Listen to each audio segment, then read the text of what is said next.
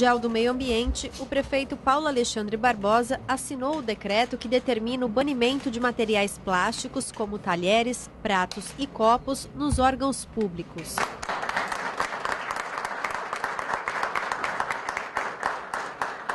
O chefe do executivo falou também sobre o programa Recicla Santos. Na sequência, foi até o Orquidário, onde participou de um plantio de mudas ao lado de alunos da Escola Municipal, professora Maria Carmelita Proust Vilaça. Ainda sobre meio ambiente, nós recebemos aqui no estúdio o secretário da pasta na cidade, Marcos Libório. Secretário, boa noite. Obrigado, viu, por participar com a gente aqui. Qual é a avaliação da importância desse decreto assinado hoje e como que ele vai funcionar efetivamente, secretário? Olha, esse decreto assinado hoje pelo prefeito, ele veda a aquisição e a utilização de plásticos de uso único na administração pública. Então, ele já começa inicialmente na Secretaria de Meio Ambiente, nós mesmos nos colocamos como exemplo também. Claro.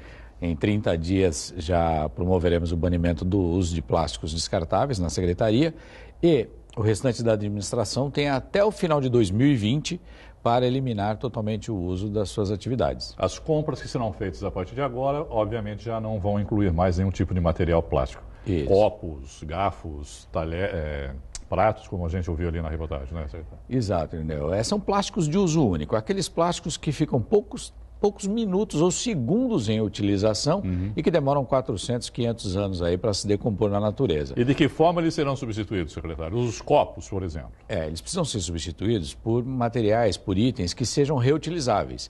Copos de vidro ou até de plástico mesmo, mas mais duradouro, que permitam a lavagem, que possam ser reutilizados de forma contenta. E não de uso único, como o senhor falou. Exato. Esse decreto pode servir de exemplo para outras cidades da região, por exemplo, secretário? Com certeza. Não só para outras cidades, né, mas também para toda a sociedade como santista, porque a gente está com a administração pública dando exemplo e colocando uma redução na geração de resíduos, né? A geração de descarte de resíduos e plásticos de uso único.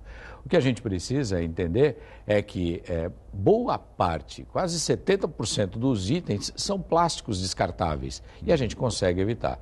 A Prefeitura, ano passado, comprou 2 milhões de copinhos plásticos. A gente não tinha esse número, não sabia exatamente. E com o decreto, levantando as necessidades, você observa que realmente poderia ter sido evitado. Imagina todo mundo comprando, né? Só lá 2 milhões de copos. 2 milhões no ano. Há alguma maneira de estender essa medida para além da administração pública, secretário?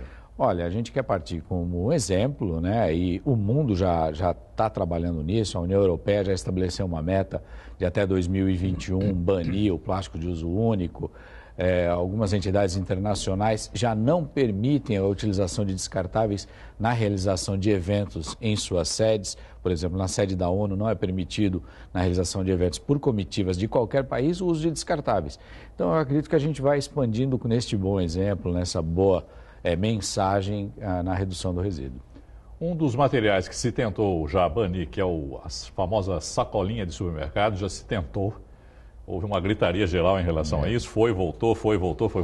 As sacolinhas continuam aí, secretário. Existe alguma medida que possa ser tomada em relação a isso? Olha, é tão bem observado, porque a sacolinha é um dos itens mais poluentes dos nossos oceanos, é um dos itens que os animais marinhos mais confundem com o alimento, né? É muito prejudicial. E a gente sabe que a utilização da sacola reutilizável, né? Algo que seja mais duradouro, também poderia ajudar. A gente poderia até pensar realmente em incentivos. Já foi uma polêmica no passado, porque a decisão acaba sendo sempre do consumidor. O consumidor precisa privilegiar aqueles estabelecimentos que conservam o meio ambiente. Mas a gente sabe que não é fácil essa mudança de comportamento, né, secretário? Aqui a gente entende assim, só passa a valer a partir do momento que mexe no bolso da pessoa, a gente costuma dizer, não é? Cinto de segurança, só se for multado ou qualquer outra iniciativa que de alguma maneira ele se veja prejudicado financeiramente.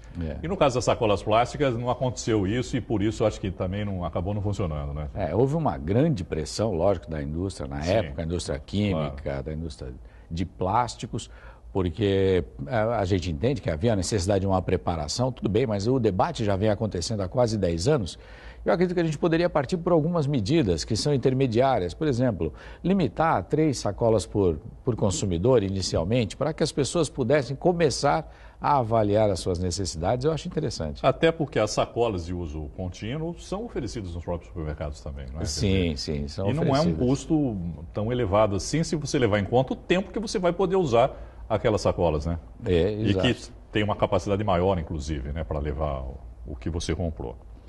A Secretaria tem algum trabalho de conscientização ambiental voltado especialmente para crianças e jovens, secretário? Sim, são vários trabalhos que a gente tem envolvendo institutos, envolvendo a rede de ensino da escola municipal. A pauta meio ambiente tem sido permanente. Está em elaboração o plano de educação ambiental do município e a gente acaba utilizando os espaços ambientais do orquidário, do aquário municipal, do jardim botânico, para que essas crianças tenham acesso às informações e que possam receber orientações de conservação do meio ambiente. A Prefeitura tem tomado ações interessantes, principalmente na sua pasta. Já conversamos, inclusive aqui, né, a respeito de algumas dessas ações, que são os canudos plásticos. Falamos sobre bituca de cigarro, as bituqueiras, e também falamos das esculturas na praia para recolher o lixo. Qual é a avaliação que o senhor faz nessa área especificamente? Dos canudos, dos cigarros e também das esculturas colocadas na praia? Os canudos, eles serviram como um bom exemplo, né? Bastante emblemático, é um uso rápido também, com descarte imediato, material levinho, de difícil reciclagem e tal, e que a população vai se adaptando com o tempo. Em relação a isso, acho que não houve muita celeuma, não é, secretário? Não, até o momento a gente observa que a população está se adaptando, está aderindo, porque é uma conscientização mesmo, né? A gente percebe que há uma mudança de olhar mesmo, a população quer ajudar. A gente observa a própria coleta seletiva, que tinha 2%, com um incentivo, com um estímulo, passou para 18% em 2 anos. Né? Então, a gente vê que quando a gente dá caminhos, quando mostra opções, a população acaba aderindo. As esculturas na praia, elas são fantásticas do ponto de vista de ensino. Né? A gente observa pais levando os filhos lá, orientando e... A gente está vendo imagens, inclusive, ali, não é? Isso, e ensinando, olha, se este peixinho aqui não comer o resíduo, que é esse peixe que é uma lixeira feito para isso, o peixe que está no oceano vai acabar comendo o plástico. Né? Queria que o senhor falasse também um pouquinho a respeito, que o prefeito falou lá hoje, né, na assinatura, do Recicla Santos, secretário. O Recicla Santos é um programa que já acontece há 2 anos na cidade de Santos, criou a figura do grande gerador de resíduos, né, e buscou organizar toda essa melhoria de coleta de resíduos na cidade.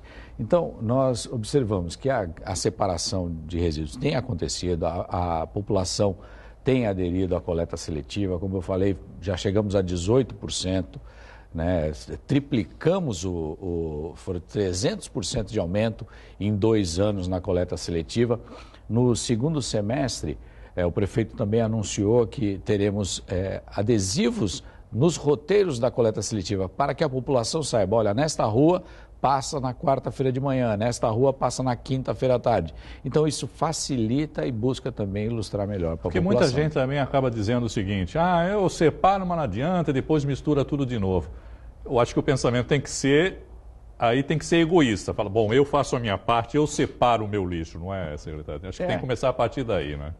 E também o pessoal fala, caramba, eu separo o plástico, separo o vidro, separa o metal e vai tudo no mesmo caminhão. Mas não é isso. Esse material ele é separado na cooperativa que recebe a coleta seletiva. Todo o material reciclado vai junto, depois é selecionado por tipo. Isso, ele é segregado por tipo e aí dá a destinação final. E o interessante também é que 100% do material coletado na coleta seletiva vai para uma cooperativa e revertido aos fundos. E as imagens que a gente está vendo ali também, não é, secretário? Isso. Acaba sendo revertido para os próprios cooperados, né?